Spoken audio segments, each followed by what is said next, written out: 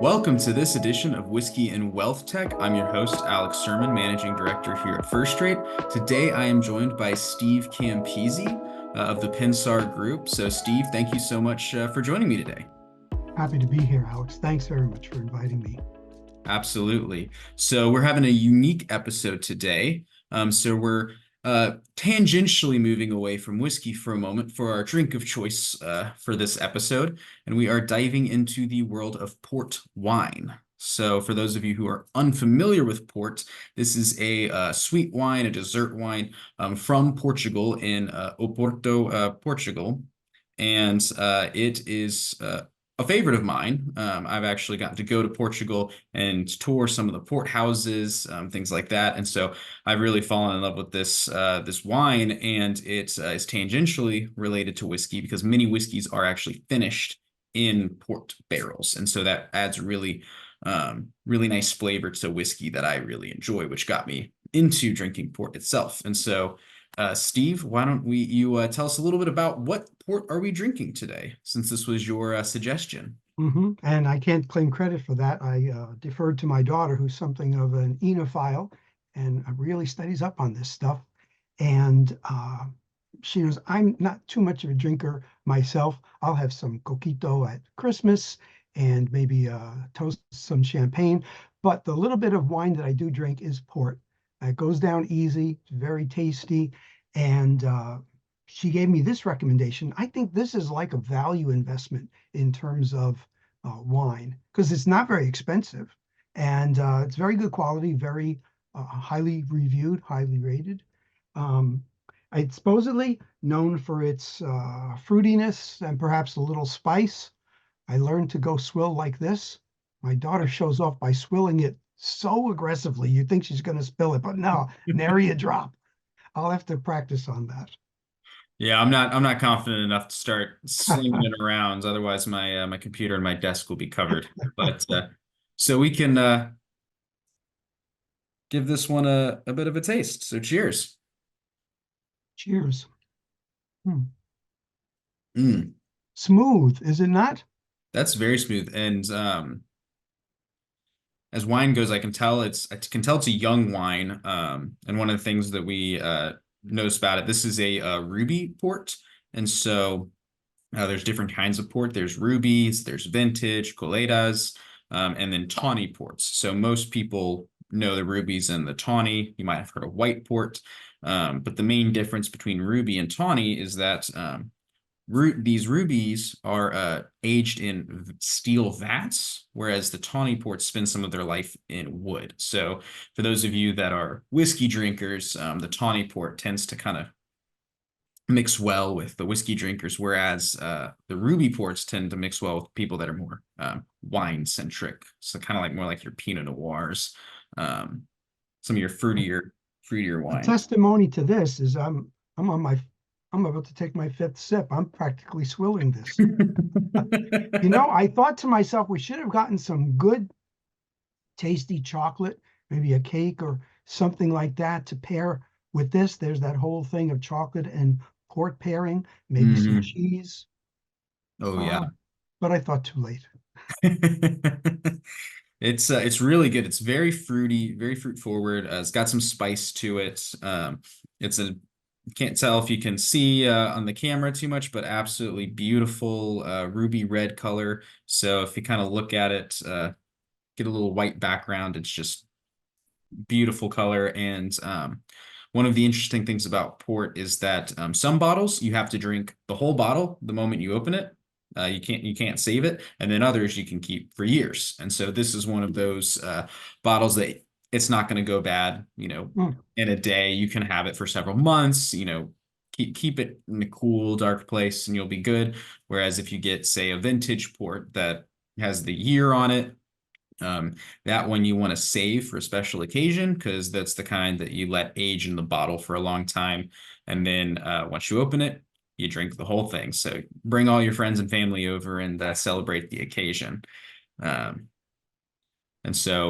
but this is a wonderful one that we'll be able to continue enjoying for the next few months. All right, one more cheers for the road here before we get to work. So now jumping into the heart of the episode here. So Steve, you have a very interesting background, and so really love for you to kind of share your experiences, where you've come from in the industry, and what's gotten to where you are now, which is primarily research based and a real influencer in the performance measurement industry. Thanks, Alex. Thanks for those kind remarks. I had an unusual path towards investments. My background's originally in music, and even with that, I got rather a late start. I'm a flutist. I started teaching myself to play after I graduated high school and got a teacher. I was fortunate to have two really great teachers since I was in the New York City area. One played with the Metropolitan Opera Orchestra, the other with the New York Philharmonic, and I was happy and really blessed to have 7 years of study with them. I also was a music student. I earned a bachelor's and master's and taught junior high school for about 4 years. But summers, I worked at the investment department of an insurance company. And I was in the back of the back office. You couldn't be any more back office than me. I was in data verification. But I'll tell you that if you read by yourself 600 or 700 loan indentures, you learn how the bond and the private bond market works, one bond at a time. I eventually created a career there in the industry, and I was doing one-off researchy things for the investment department. Went and got an MBA, got some learning on this stuff. Everything was new to me. I was seeing it all at the graduate level for the first time. And then I did a CFA exam program. It took 3 years to do that. And all that while, I was integrating the analytics and the academics with real practice. I think that's a matter of attitude. Some people think there's the books and here's real life. No, they're both part of real life. And there's an advantage in having that attitude early on because you find what you're looking for. You find that analytics, you will find that analytics are useful if you begin with that attitude. And so I started teaching graduate school classes in investments. I started teaching the CFA review course for other practitioners. And so I moved along the gamut in terms of education, but I've always been a teacher. And that's been a real joy to me, particularly to find some individuals with promise and help them. And you find that you can add to the book learning that you get in academic programs and certification programs. But then there's the idea of learning how to apply what you know. We all know more than we think, but we've got to be guided in how to apply it. And so my goal was to help move people along the learning curve. Something might have taken me 15 years of my own research to learn through discovery. I'm not discovering it for the first time, discovering it for myself. But that's how the best learning is done. And so I was able to guide people and move them along by a factor of, say, 10 times less time than it took me. Mm-hmm. And so that's been a joy to me in the industry to help move some people in their careers along because of their initiative. But quite frankly, a lot of it is wax on, wax off, because we're not taught the fundamentals. We're taught to the test. There's never enough time to do it right, but there's always enough time to do it over. You may have heard that expression. Uh, Mm-hmm. and so I've always been a teacher in the industry and have always used the analytics in terms of my own investing. And that's how I moved from having my check cut by the systems department to suddenly being a portfolio manager. I was never an analyst. I was never a programmer. I was always coordinating between the two groups, Mm-hmm. higher level macro thoughts. I had the luxury of doing that because I worked on things like large scale systems development or analytics and risk management and that sort of thing. And so my next move, I spent about 12 years in information. Then I spent another 12 years in the bond portfolio management world. We were a total return, multi-sector, sector rotation bond portfolio, but for an insurance company. And we understood that this wasn't about total return net only. This was about paying for those liabilities. It's the ultimate LDI investing. That's where I cut my bones, and that's where I formed my perspective that the portfolio is not an end in itself, it's a means to an end. And that's how you get to real client-centered, goals-based investing. There are a lot of people talking about that, few who are really doing it, and fewer still who are doing it well. But it's been the focus of my investing. So I was part of a three-member team. We had a $13 billion bond portfolio. We were putting 150 million a month of new money to work in the markets. And you get a chance to really be part of this duality of individual bond purchases in the current markets, but part of a bigger bond portfolio that's tied to liabilities. And I took that perspective to the multi-asset class environment for another dozen years or so, where I was managing money for endowments and foundations. And people give you their money. They're not just giving you money, they're giving you their hopes and their dreams. They're putting their financial future, which has to be paid for, in your hands. And that's a sacred trust. That's the difference between the discretionary part of investing and the advisory part. So many people have advisors who simply make recommendations, but every decision is the client's decision. There's no recourse to that side of the business. Now, there's a place for it, but that wasn't my place. My place was investing so that we could pull, say, 5% out of the portfolio every year and put it to work for the beneficiaries, whether it was an endowment, which is for a single client beneficiary, or for a foundation that could be a variety of beneficiaries and uses and good works across some geographic area. I used to call that the permanent good, because once that money is spent, it's a kid that got some eyeglasses or some healthcare or some tutoring, whatever. Mhm. And that's a great way to invest. So I encourage people to think about the client and start thinking about that client-focused investing, which isn't about statistics. Nobody invests for statistics. They invest for money. Do I have enough money to pay the bills, and can I keep going generation after generation? And that led me to doing this kind of research, because the traditional performance analytics, the traditional asset allocation left a lot of questions unanswered. In fact, they weren't even asked, but asking the right questions, that's the bigger part. Knowing where to dig is more important than being a good digger with a shovel.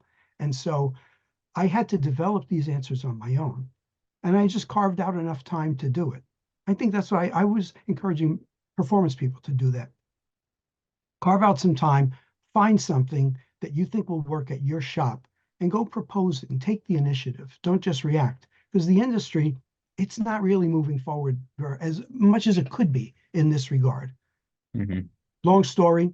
Thanks for listening.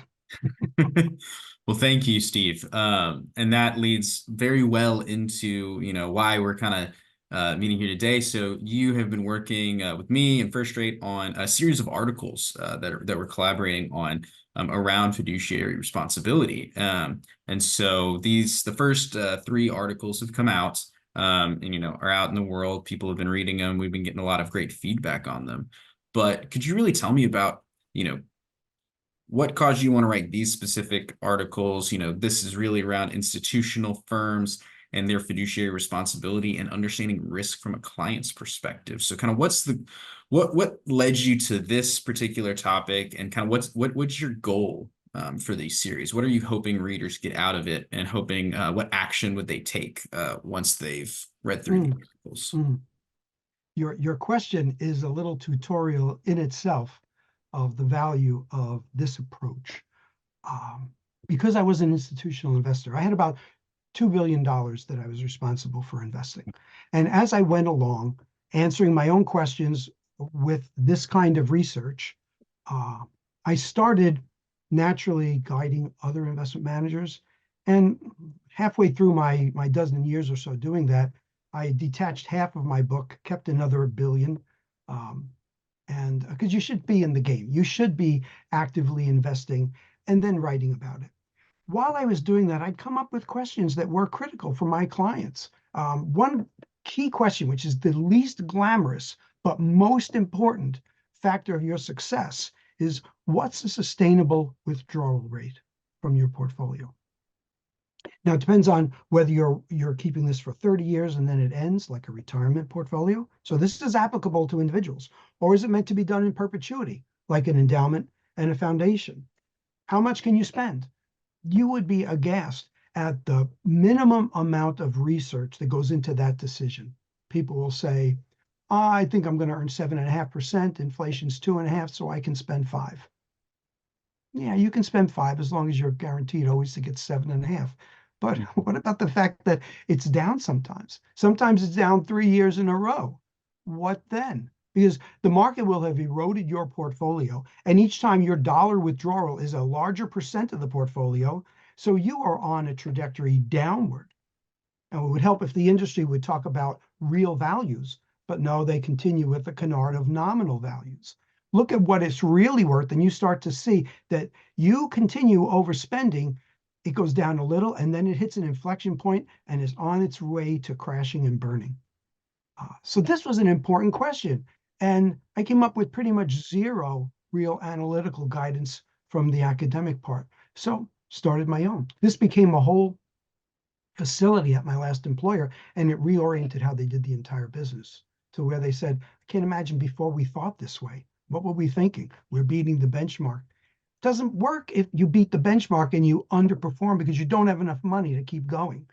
Right? You've been a steward of those assets for 30 years, and you're handing over 85% of what was given to you to the next generation. So this idea of intergenerational equity, doing as much for the next generation as this current generation, that's a critical thing. Legally, that's an important thing. It's a responsibility. And as a fiduciary, that should be your first thought. You shouldn't be thinking about the portfolio first. If anything, you're going to think, what return should I get from the portfolio? Okay, but am I going to stress test this so I have some guidance on where am I going to be? Let's say if everything doesn't go my way, what if I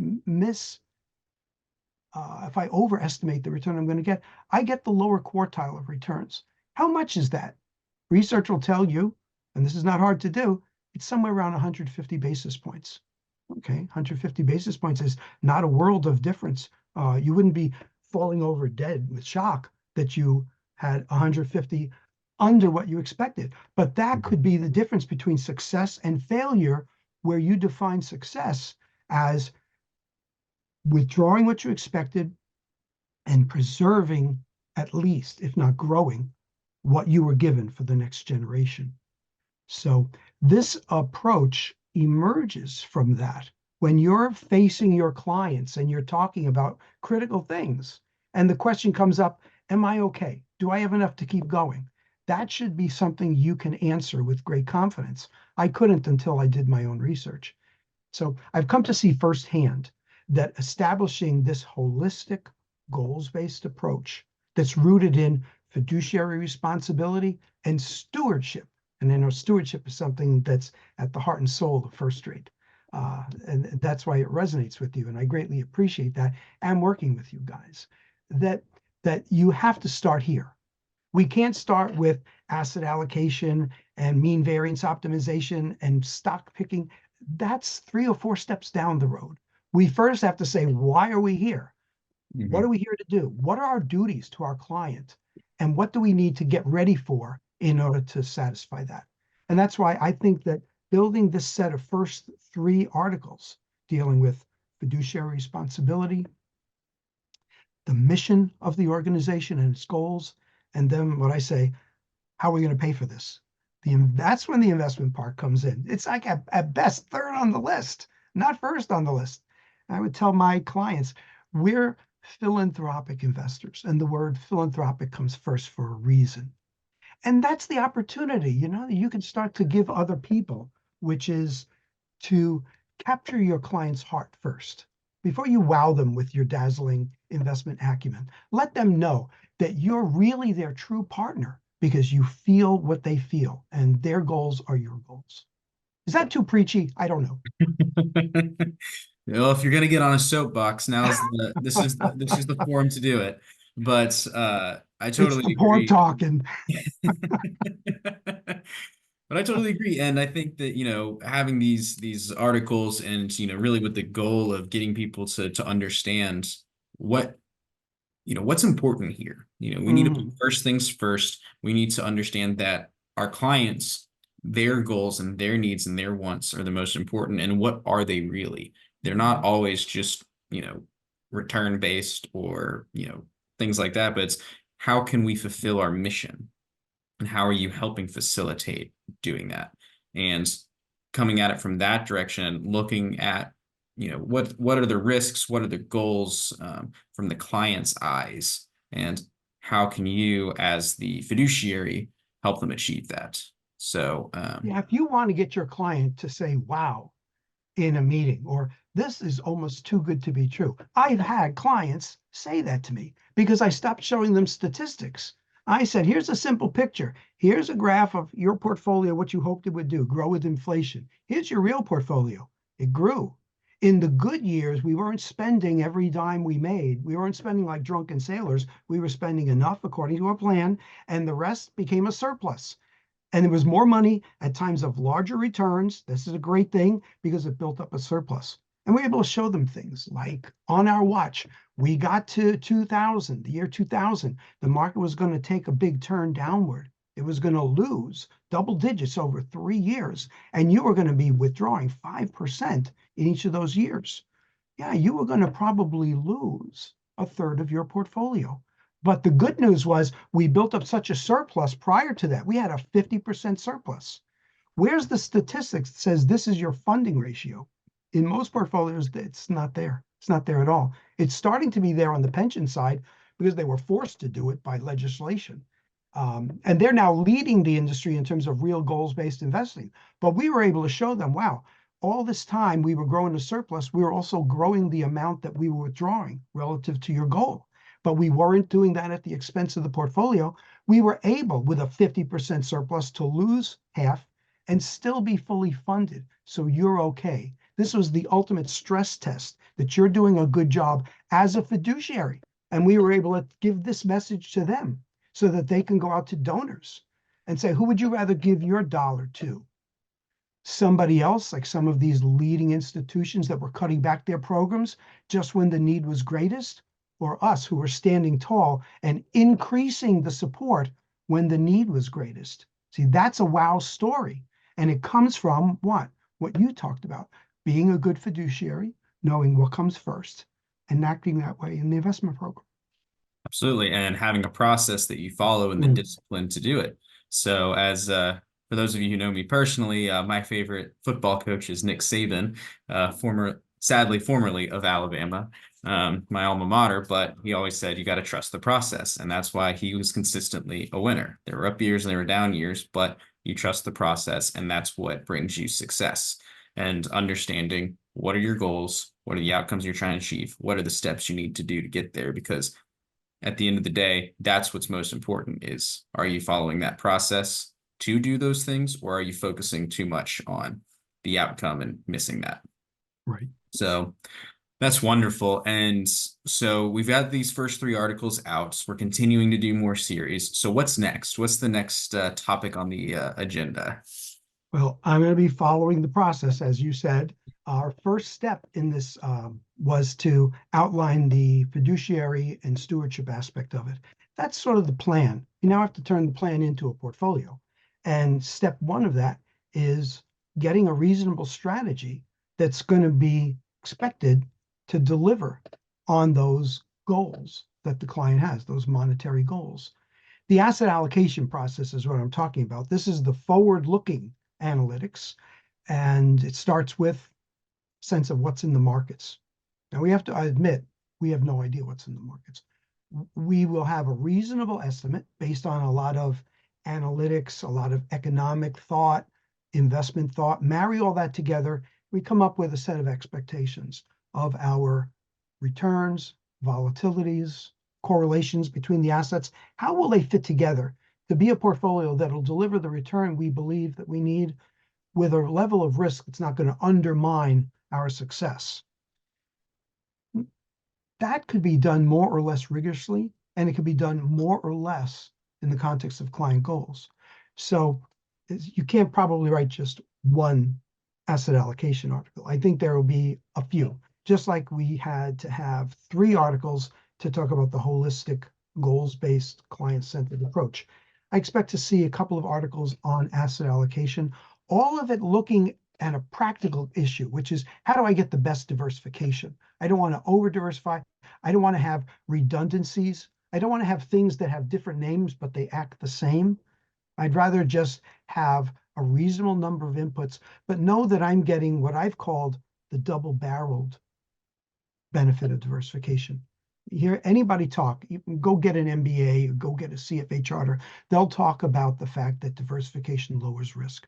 They're giving you half the story because diversification also increases the return because volatility is a drag on return. You expect to get this return any one year, plus or minus, let's say, some volatility in that year. Well, that's the same truth in the long run. Volatility drags down your achieved year-over-year return, which is your goal.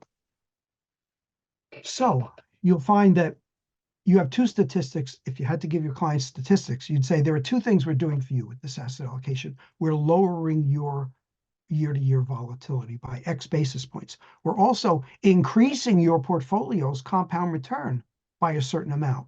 And it's in the range of 35 to 50 basis points. Now that's as much as moving from a 60-40 to a 70-30. But we're doing it through diversification, not having to take a more aggressive stance. So here again, it's this notion of really understanding the quant. They don't teach us that well enough, quite frankly, in any of these programs. They're teaching to the test. They're leaving some insights on the table. So I bring that into the work that I do. And in our asset allocations, we're going to start with that. Generally, what's the benefit of diversification? What about the constraints that we use? Oh, I only want to have 70% in my home country, no less than that. Does that cost you diversification? You should know how to ask and answer those questions. Let's do what we can, pull all the levers that we can, get the best solution for our client. So I think that's going to be part 2 of this. Another couple of 3 articles on getting a good strategy. After that, I can imagine moving towards, let's fill it up with investments. What could we do there?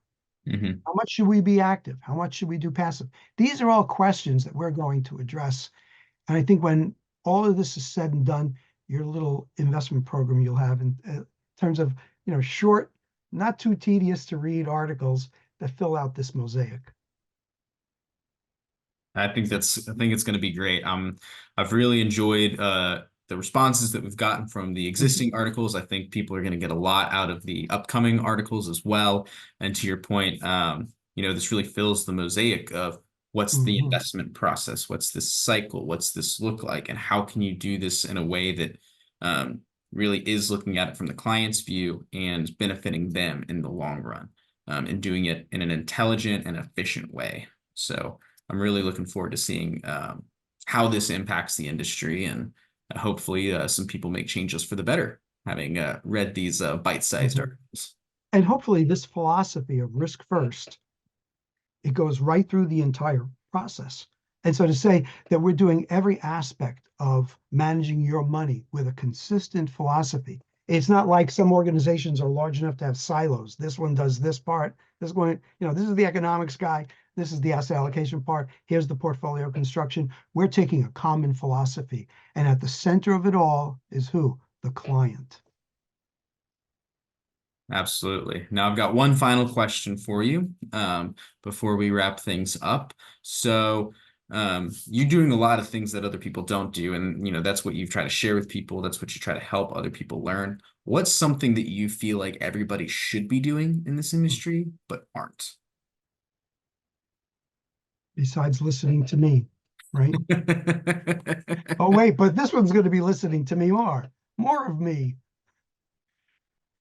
I really feel that risk attribution is the missing part of everything we do. It pervades everything. It's part of everything.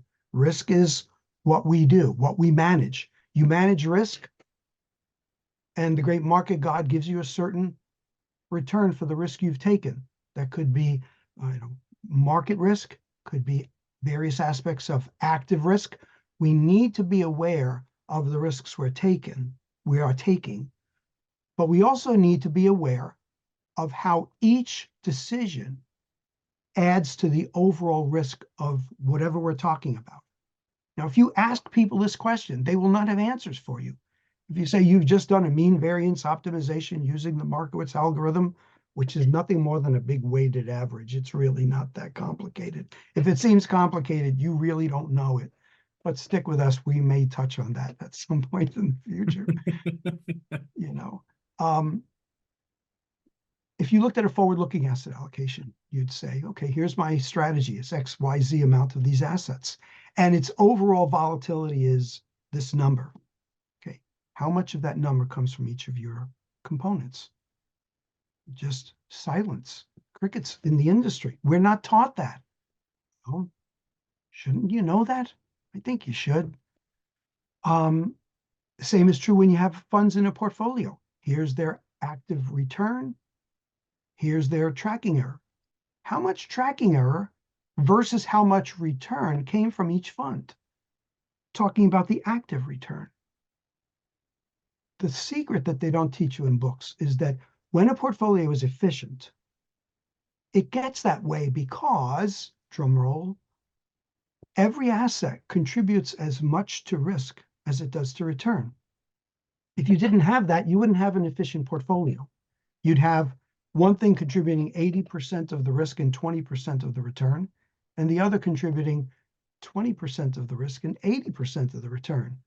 Now, any one of your clients would say, I think you should put your money in that one, not the first one. Can you move some money there? And that's what the optimization black box is doing. It's moving this money around till everybody, every dog in the sled is pulling his own weight.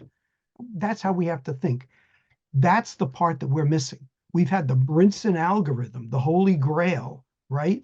That people bow before to get performance attribution. And they're only talking about one side. They're only talking about the return side. And we haven't made a dime's worth of progress in 4 decades. Next year is the big anniversary for the Brinson's first article.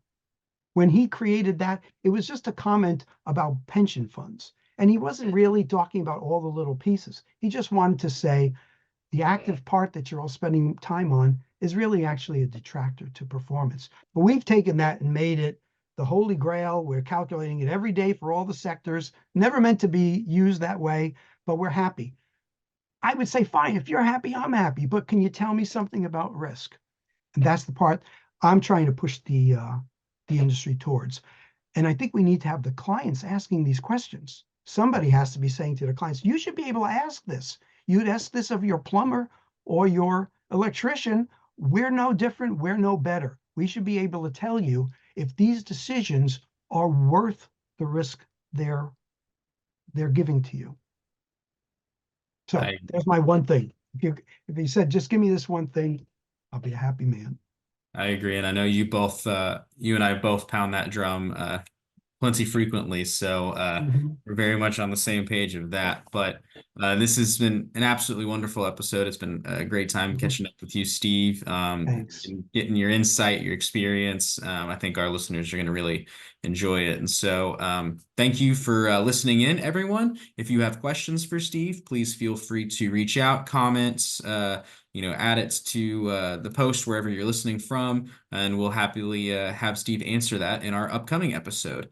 And so we will also be in a short clip here answering the questions for Pete Baksh from our last episode, and we'll be hearing what he has to say on those questions that were presented. So thanks for tuning in, and hope you listen to next month's episode.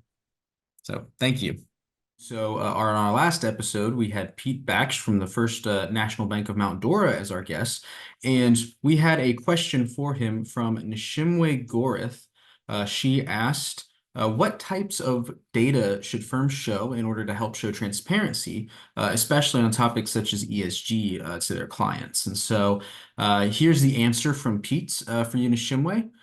So he says, start out with great question, and the answer is nuanced. It really depends on the client because an institutional investor is going to want and need much more granularity in the data rather than what most individual investors need, let alone want. So the main answer to the question is that an investment manager needs to be prepared to deliver whatever level of detail and data that the clients ask for. It's important to be aware of the precise level, though, because in this area, I subscribe to the less is more philosophy. So when we begin to introduce too many things in a performance review, we create a lot more confusion rather than less. So for an institutional client or a highly sophisticated individual investor, we're going to provide detailed information about the statistical properties of the portfolio and its components, along with performance metrics such as the Sharpe ratio, the information ratio, trainer, etc. We compare our variance and returns with the benchmark and report our tracking error in beta. We may share quantitative details about how our model is optimized as well, or as the results of our Monte Carlo analysis of the portfolio. Now, for an individual investor, we are going to report performance against the benchmark, the beta, and simply discuss any variances in the performance between the portfolio and benchmark. For this kind of client, all of the detailed information discussed with the institutional client would simply be overkill. So the individual investor typically has a much different objective, mainly to achieve funding for their dreams and goals while minimizing their risk. Therefore, it's not necessary or even desirable to get into the weeds. Instead, we focus on whether we are serving them as they need us to. Now, topics such as ESG are no different than performance, really. If a client's asking, then we'll provide that level of granularity that they desire and then no more, in order to avoid creating that confusion. So we use the Bloomberg terminal and we have robust detail on the characteristics of our holdings, and that can be disclosed to clients who would like it. So to close, you provide the level of detail best suited to the specific client, and this is in keeping with our philosophy of providing a customized solution to every client. So thank you, Pete, for answering Nishimwe's question, and thank you, Nishimwe, for asking. Thank you for listening to this month's episode with Steve Campisi, and we look forward to seeing you on the next episode of Whiskey and Wealth Tech. Thank you.